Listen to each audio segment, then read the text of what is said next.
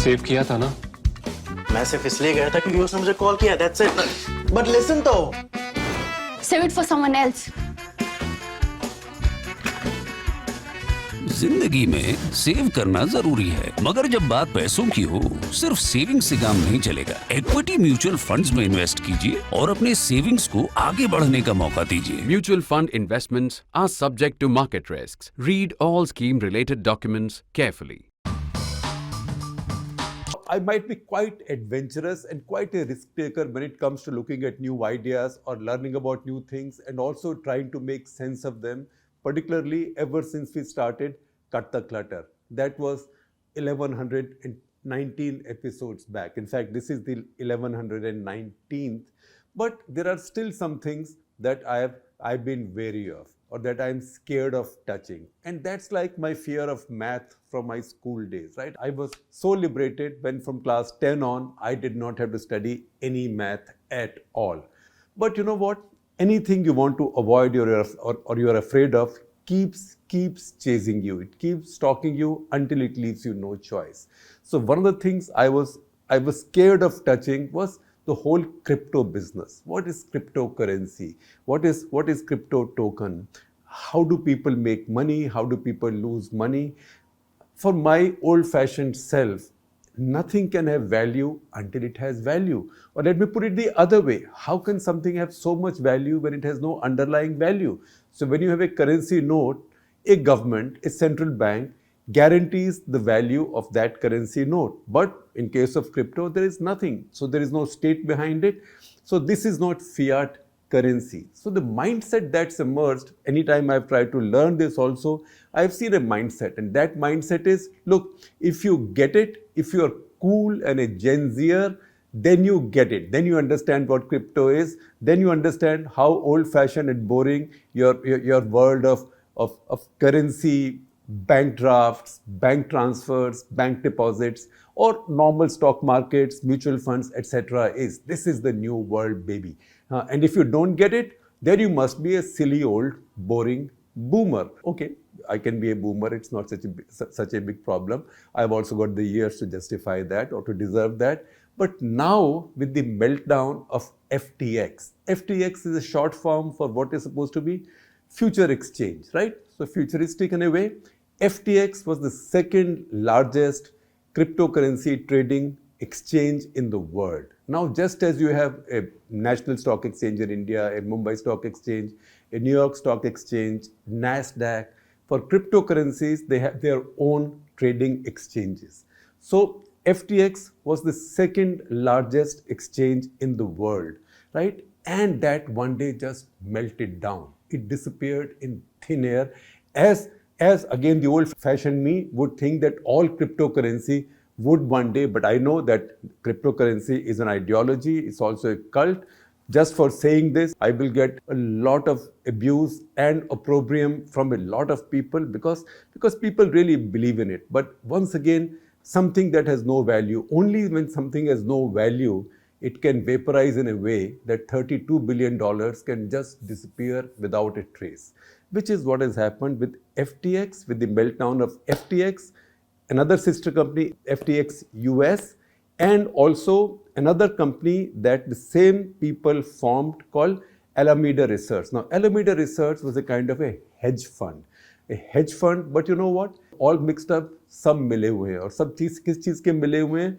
आपकी जेब से पैसे निकालने के लिए, चोरी करने के लिए, to pick your pocket if you were gullible enough to buy into this nonsensical dream. And I say nonsensical because these people in America at a time when the central bank interest rates were zero, right? At a time when it was very difficult to get 1%, 2% yield if you lent money to anybody. They were offering to borrow your money. They were offering you deposits on which they were guaranteeing you 8% return. 8% return. Now, look at the Indian market right now. The central bank rate, say roughly in the ballpark, it keeps, these days it's been going up, say in the ballpark, say it's 6%, say it's 7%, 5%, anything you choose. Then your banks, you put your money in the banks may give you fixed deposit, maybe 7%, 6%, something. You take a housing loan, bank may charge you 9%, 9.5%, 10%. Or if you really go to a non-banking finance company, want to buy a motorbike, you might pay 12% something. That is still benchmarked to the 5 or 6 or 7%. That is the rate that the RBI has fixed. Now suppose the RBI has fixed a rate of 6% at this point. It can change with every credit policy, it can go up or down, but say 6% for ease of understanding. And somebody comes to you and he says, hey baby, give me your money, I will pay you 26%. Fantastic, right? My mom will be so happy I'm making so much money. But you know what? Your mom will be happy you're making so much money. That's because maybe someone else's mom will be so unhappy because the other guy will steal their money. Because if the rates in the market are only 6 to 8%, how would somebody give you 26%? Either the person will steal somebody's money or the person has no intention to return you your money. What that means is that you can be Gen Zer, or you can be very cool, or you can be a boring boomer, but you are an idiot, right? So a lot of people, a million plus of the super rich people internationally, but mostly in America, proved that they were idiots. And they gave money, they gave deposits to this firm FTX. Now we've come all this far, this much distance, without even mentioning the name of the hero or the villain of the story. Now, here is somebody who was until 2nd of November. That is, November is this month, the month in which we are talking, just about 2 weeks back or 3 weeks back, right? The man until November 2 was a global hero, right? Look at his picture. Sam Bankman-Fried, not Fried, Sam Bankman-Fried, right? Bankman-Fried has a hyphen in it. Now, whiz kid, 30 years old, MIT physics graduate, physics major, math minor. Worked with a top-class trading firm, Jane Street, did very well, then decided to set up a firm of his own in crypto because you know why? Crypto is in fashion. And I will try and explain it to you in a couple of minutes. What crypto is in terms of my limited understanding. And obviously, once again, I will tell you that I don't believe that individuals, however honorable they may be, can get together amongst themselves, put a value to something, and they say, we will trade honorably in this in such a way that all of us make profit. There is no trade in which everybody makes profit. Somebody has to lose. Nevertheless, let's talk about Sam Bankman-Fried, or SBF in short. He was just 30. He's a very cool guy. See his pictures. He made a lot of money so quickly. In fact, till November 2, his personal wealth or his personal worth was $16 billion. 16 billion dollars. That's like 1,40,000 crore rupees or thereabouts. Not small change, right? Now, he was seen as a global whiz kid. He had an unusual lifestyle. He was also a philanthropist, or he packaged himself as one. He became, over time, the second largest donor to the Democratic Party after George Soros, no less. In fact, he gave $5.2 billion, according to Politico, $5.2 billion to Joe Biden's campaign, one of the biggest contributors to his campaign. Then, while he was contributing to Democratic Party, his partners or his other executives in the business were also contributing to the Republican Party. So it's useful to keep all sides happy, particularly if all you're doing is playing with other people's money and playing fraudulent games with other people's money, because ultimately you will need somebody to come and stand bail and surety for you, which is the stage that he is in right now. So when he made all this money and looked like he was only going higher and higher, then who got fooled first? It is the daddies of all the boomers who got fooled first. So see his pictures of him sitting with Bill Clinton and Tony Blair at World Economic Forum, no less, giving the whole world gyan. And see how he's dressed? He's got his shorts, he's got his t-shirt, and he's got his frazzled hair, which he obviously was very careful never to comb, because you know what? Those are also parts of your brand personality. I'll give you an example. I did once go to meet George Fernandez, who was India's defense minister, and he was furious when his guy looking after him brought him his pajamas, which were ironed. He didn't like ironed pajamas, so he actually crumpled them and wore them, right? So these are all style statements. So this is his hair is also his style statement, and he's got former president, two-term of America, and Tony Blair sitting and eating out of his hands, right? And the world thought that he had the answer because he'd signed a pledge just this June saying that all his wealth after him will be given away to charity, to good causes. Not just that, he had even developed some kind of a software program that will help direct his wealth and his contribution to global causes that are the worthiest and that are the most likely to benefit, and from which more and more people are likely to benefit. So absolutely the perfect guy. But you know what? When you discover a perfect guy, you know that you're dealing with a fraud, because God Almighty never made anybody perfect. In fact, at least in our Hindu tradition, I can tell you, no God also pretends to be perfect. All gods have imperfections, all gods are questioned, all gods are debated. But in this case, human beings. So human beings are never perfect. And also the second thing, when something looks too good to be true, 8% interest rate, that is when in the market there is no interest rate of 1%, you get 8% guaranteed, and it says no risks, right? How can you have a deposit with no risks? If you believe that, you are an idiot. And once again, it tells us that a lot of people can be idiots, a lot of very smart people can be idiots, and a lot of very smart and super rich people also can be idiots. Because you know what? The richer you are, the more greedy you get. Because you made so much money, you think, oh, I made all this money, so I must be really smart, right? So I've got this new idea to make even more money. I am too smart to be suckered into something nonsensical or a fraud. So I go and buy it. And that is what happened. Now, how was this operation running?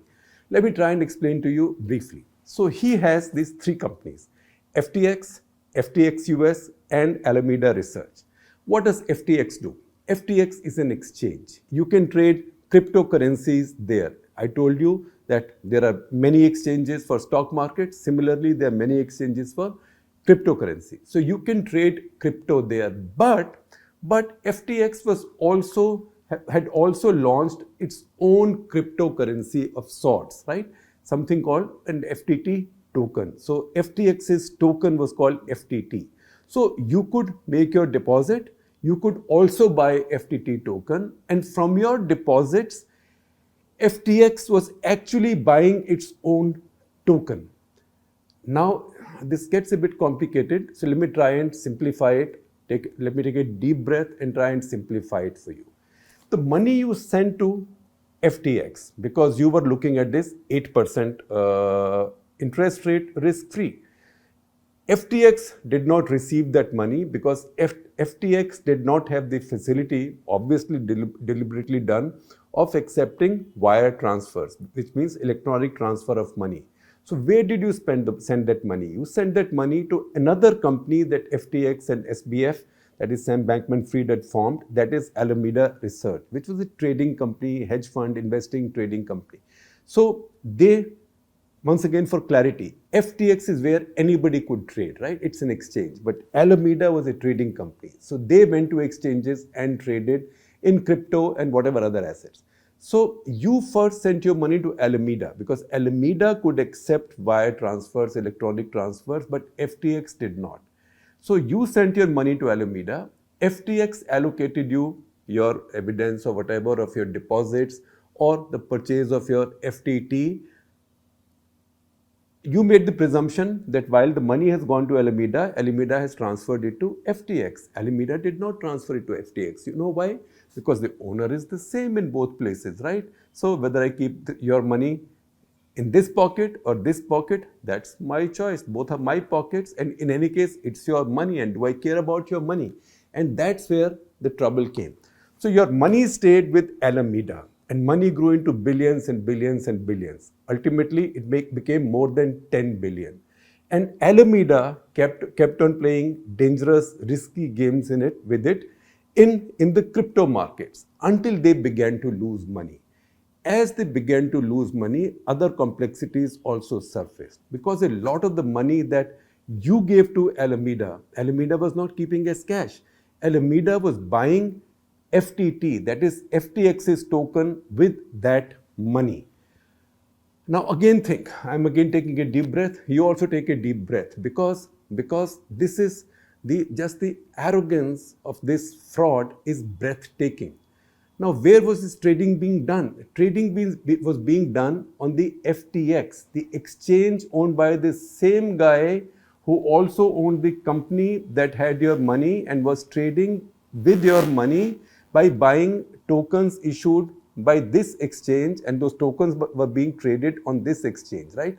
So this exchange, on every trade also, like all stock markets do, every trade also, this exchange was making further profit. So basically you were being vacuum cleaned not once but thrice over. And if you were suckered into it, you got to get your MBA degrees and your engineering degrees and all the rest with which you made all your billions all this while. You got to get all of those checked out because you didn't see all this, because you were blinded by the idea that you could get this miracle returns. And you know how much in the air this business was, that the auditor who was keeping track, who was keeping a watch over what was happening in these companies, that auditor has an address in where? In metaverse. One day, like all Ponzi schemes, the train stopped.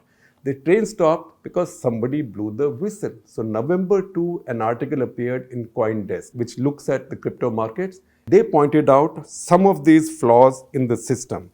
And they said that this exchange was in trouble. Nobody wanted to believe it because by that time, SBF had built such an image. He was seen as the new JP Morgan, as somebody who, as JP Morgan, might have saved all of the financial industry through many crises in America. He had now stepped forward to try and save the crypto markets, because in June this year or May this year, there was a meltdown of two big crypto assets, that is Terra and Luna. When that happened, looked like the crypto story will be over. But he stepped in. He gave money to a lot of failing crypto companies. He acquired a lot of crypto companies. So he came up as a kind of white knight. So what a nice guy, white knight. He's got the cash. He's bailed out many broken companies. He's really the brand ambassador of crypto for the whole world. Such a cool guy. He's already willed all his wealth, basically all your money, not his money. He's basically willed all his wealth also to charity and to good causes. He's 30, he wears shorts, he doesn't even have the time to comb his hair, right? He's vegan, he sleeps on bean bags, so he would release pictures of himself sleeping on bean bags. So all of that made him a very sexy character. And behind that sex appeal was the fact that he was building these businesses. And crypto is also sexy right now. So he became so successful and his appeal became so irresistible that some of the world's biggest and quote-unquote supposedly smartest investors, although I do hope if the board members on those companies still have that fiduciary conscience in place, they would ask some questions. So Sequoia Capital, Temasek, Ontario Pension Fund. Now Canadians have these large pension funds for their employees, right? They are very cautious investing. Many of them are investing in India as well. People like these bought into this idea of FTX and Sam Bankman-Fried until this first whistle was blown on November 2. When this whistle was blown on November 2, the article in CoinDesk said that Alameda was trading, had lost millions or billions of dollars, and also that where did this money come from for Alameda? That this money had come from FTX. Now, you know what? Not only were the companies owned by the same guy, Alameda, the CEO of Alameda, was also somebody who's very close to SBF, in fact, reputed to be his girlfriend. Now, SBF has a unique lifestyle, and that also became part of his appeal. He lived not with his family, not with a boyfriend, girlfriend, anybody. He lived in the Bahamas. He registered his exchange in the Bahamas. It was earlier registered in Hong Kong. Then, you know, Hong Kong, Uncle Shi came calling and changed a few laws. So obviously everybody went hot-footing out of Hong Kong. So he went to Bahamas, which is also a tax haven just about 60, 70 miles away from the coast in Florida. Place where a lot of rich people from around the world go. So he acquired a part of the island there, the richest, the most expensive island there, and set up what I might now call a kind of a commune. So this was a large development that they had for themselves. They worked from there. So he and 9 other pals of his, all about in the same age group, they built a penthouse, a $40 million penthouse for themselves. Now you might say, what is $40 million? 35 crore rupees, big deal, right? A big flat in Jorbag or Golf Links or someplace will cost 35 crore rupees. But in the Bahamas, this is a lot of money. This is a very expensive property. So they built this property and they lived there together like a commune. So they were a cult, and at various points of time, 10 of them had romantic relationships amongst themselves. Of these, in particular, a woman called Caroline Ellison, she and SBF were a number for a long time. Now, I don't know what their relationship is now. So he made her the CEO of Alameda. So once again, where does corporate governance go? Where does fiduciary responsibility of the directors go? And where were the directors looking? And regulators, in any case, have not yet come into the game of crypto. This, in fact, this big meltdown will now ensure that regulators get more and more interested in this business where real people's real money gets involved. So he had this young woman who's a Harry Potter fan. You can look at her picture and see her glasses. She was running this. So it's not as if anybody was illiterate. Ellison also had a Stanford math degree, but no real specialization and expertise or experience in trading. So a lot of it is done sort of instinctively. And you know who you are? You are just a greedy old man, rich man, hoping to get windfall gains without asking questions as to where can that money come from. Because you know what? When something looks too good to be true, it's almost always not true. And if you haven't learned that much, then it's obvious that you made your money the easy way without asking any questions. So if you got suckered, you deserved it. Okay, this is not Schadenfreude, but still, this was as simple as that. He made his girlfriend the CEO of this company. This company was not even a step-down company. This was an independent company. This company was holding a cash with which you were buying assets in the other company. That company was converting that, making you buy assets that they were creating, which were being bought by this company, and this company was trading those assets on that exchange, on which that exchange was making money. Now, everybody was making money, it seems. So how did the money disappear? The money disappeared because, after all, you were trading in the crypto market and you were making these bets without checking anybody. You're making overly dangerous bets. And because you were making overly dangerous bets and you were overly leveraged and you were advising your clients to get more leveraged, which means if a client invests $100 with you, you were telling them if a client invested $100 worth, 100 to khair koi nahi karega, $1 million worth, say with FTX, they'll say, no, now we got $1 million of your money, you can borrow another 10 million and play with that, right? It's like you go to a casino with 1,000 rupees on your pocket, and the guy says, look, you got 1,000 rupees. I'll give another 1,000. You gamble with this. When you lose, I will tell you what to do with it. Maybe I'll ask you the address for the address of your home, or maybe your bank account, or give me your credit card or something. And these people were taking leverage and playing. So once this money began to disappear, once the losses built up, then some people blew the whistle. And as they blew the whistle, the meltdown started. Now, a lot of the coverage on this, if you've seen it in international press, I know the whole world is sort of fixated on this story. It's taken attention away from Ukraine for now. You will see a lot of the attention being paid to the lifestyle question. I mentioned about the commune style, sort of Osho commune style lifestyle, although for a smaller community, lot of sexual relationships amongst them. So today, in fact, the Washington Post has a very long investigation that the reporters have done out of Bahamas. There are also stories on Vox, stories on Wall Street Journal. In fact, I'll share with you a short video explainer on the Wall Street Journal. So see that link. Maybe in 9 minutes, they've done a better job than I have done in 25 plus. So watch that also. But the fact is, a lot of the talk is about lifestyle. So lifestyle, okay, relationships, sex, lot of use of performance enhancing drugs. So SBF himself has made no secret of the fact that that he's been using something called MSAM. Now, MSAM is a kind of patch that you put on your body, on your skin. It is a performance enhancing substance. It is also used for treating depression. In fact, the Washington Post story earlier did not say it. Later, they updated the story with a correction saying that this is also used for depression. So even in his interviews, even in his business meetings, while he's holding his business meetings, he's playing video games on the side, right?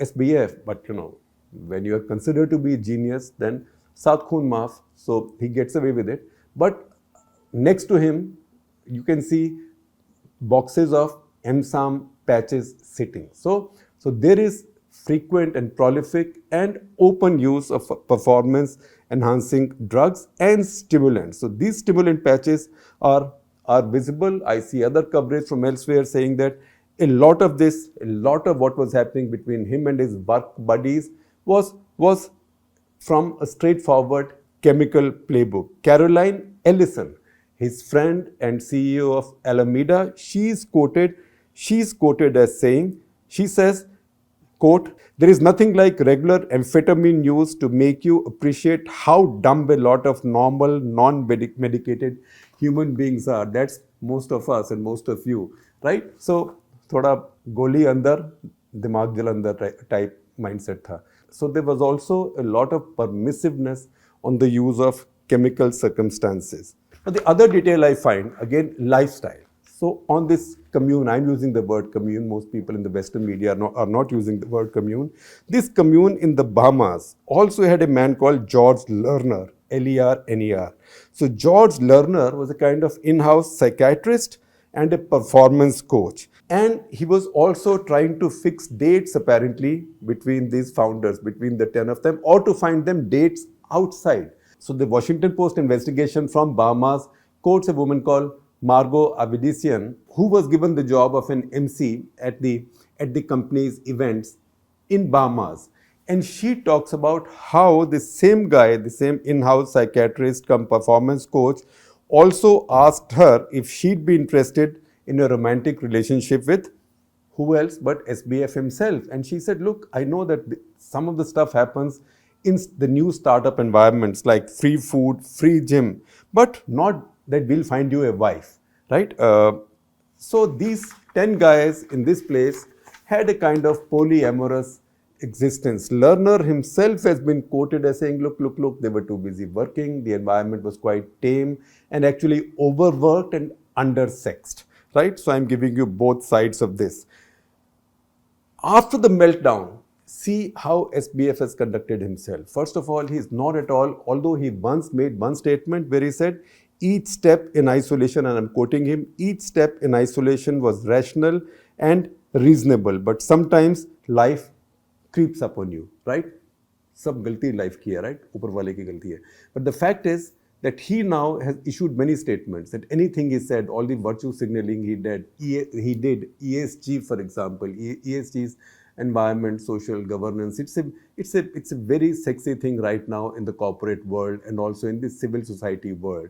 And he said all of that was fake, etc., etc. So in fact, Wall Street Journal also wrote a stinging editorial on that, of which also I'll share a link with you. Now he is over. And this story is over. Now the agencies, as we call them in India, they are getting into it. In fact, in the US, even the Department of Justice has got into it, which is now serious business. Because once the Department of Justice gets into it, then it can lead to anything. It is not justice. They are not investigating only for a civil offense. Now, how bad has this scandal been? So John Ray III, who is a bankruptcy specialist, he's now been picked up to take over FTX and try and pick up the pieces and see if something can be salvaged from this bankruptcy, because all his companies, all of SBF companies have gone into bankruptcy under what is called as Chapter 11 in America. Now, he was asked that, is it like Lehman Brothers? Is it like Enron? And he said, look, it's worse than both. So from all I read, it looks like the more Gyani people in the US in the markets, they are saying that this looks more like Bernie Madoff. Now, who was Bernie Madoff? Bernie or Bernard Madoff? He was one of the biggest crooks on American stock markets. He ran the most successful Ponzi scheme in the history of humankind until it survived. One day it folded up. When it folded up, people lost $65 billion. In comparison, this meltdown is $32 billion. In that case, precisely $64.8 billion worth of wealth was gone because he was taking people's money, giving to somebody else, circulating it. Purely Ponzi scheme, right? We see many of those roll over in India, but not on this scale. He was then caught and he was sent to jail. He was imprisoned. He was given 150 years of jail, which is the maximum jail sentence possible. His brother, who made him his chief compliance officer, देखा ना भाई भाई की बात है, he also went to jail. He got 10 years. His two sons also he employed in his company. One died by suicide 2 years after the father was caught. The second, unfortunately, died of cancer. So that family did not end up well. And through bankruptcy proceedings, the bankruptcy officials were still able to recover about $14 billion. Now, when you say $65 billion lost, that was with all the notional profits and interest, etc. But when you looked at the actual principal that people had invested, that was about 18 billion, so 14 billion came back. But you know what? When you invest money, 10 years later, 15 years, 20 years later, you don't want the same money back, the same amount of money back. Because by this time, you've lost so much opportunity, so much interest, so much possible benefit on that money. So what you get at the end of the day is a wooden spoon. Somebody goes to jail for a very long time. It's of no use to those who lost their money, maybe a little bit of revenge, but no more than that. On the other hand, it's a lesson for everybody else. It's a lesson for everybody else. Once again, I'll repeat what I said earlier. If something looks too good to be true, check it out. Most likely, it isn't true.